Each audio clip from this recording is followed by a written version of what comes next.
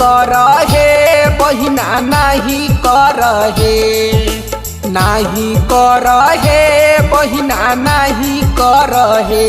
असो छठी के बरतिया बारा महंगैया पड़ल हे।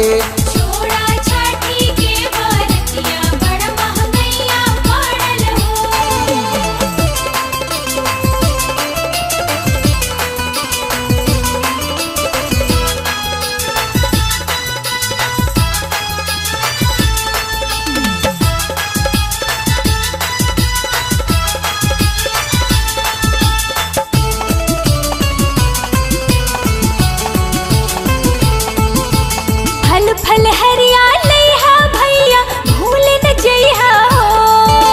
फल फल हरिया लइहा भैया भूल न जइहा हो।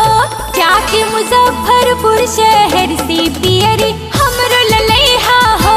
लइहा गेहूं के मोटरिया छठ के बरतिया करबू।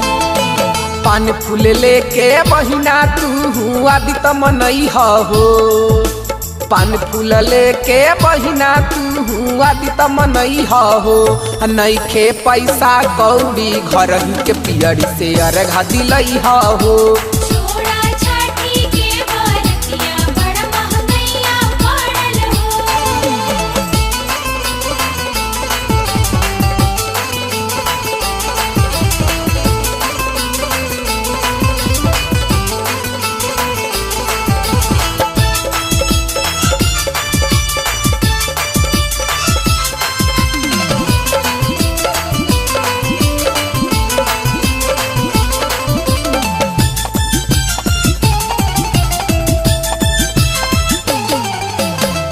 जा पैचा कर के भैया कर हसहैया हो। कर जा पैचा कर के भैया कर हसहैया हो। कृपा होए छठी माई के दुख सब बदल समैया हो। लइहा गेहूं के मोटरिया छठ के बरतिया करबू। खेत खरहनिया कर्ज में भी कल कार्तिक महीनावा हो। खेत खरिहनिया कर्ज में भी कल कार्तिक महीनावा हो। भारत भवानी भी भइल बारे अपने लचरिया हो।